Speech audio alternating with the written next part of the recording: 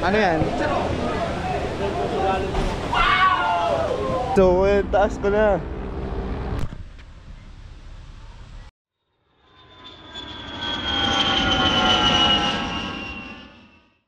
Welcome to Cebu.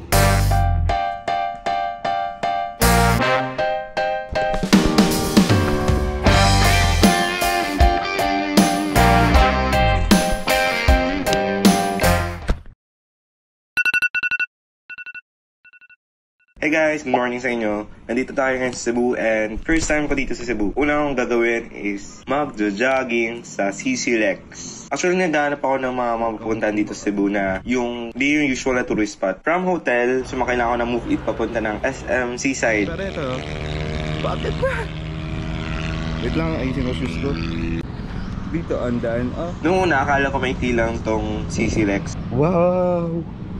Nagagawa ko naman yung 10 km sa Manila. Pero dito, hindi pa pala counted yung papunta at pauwi. So, nadagdagan siya parang umabot ng 13 or 15 km.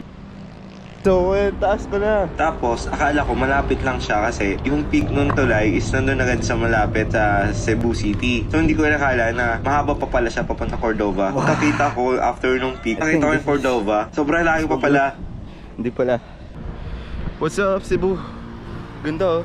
Pagkadating sa may dulo na part na ng CC Lex, biglang umulan ng sobrang lakas. Wala na, tinanggap ko na lang, nabasa na ako. Kapag papasok ka pala dito sa CC Lex, kailangan mo tapusin from entry point to exit point. So after ko lumabas sa Cordova, sumakay na ako ng taxi pa uwi ng hotel.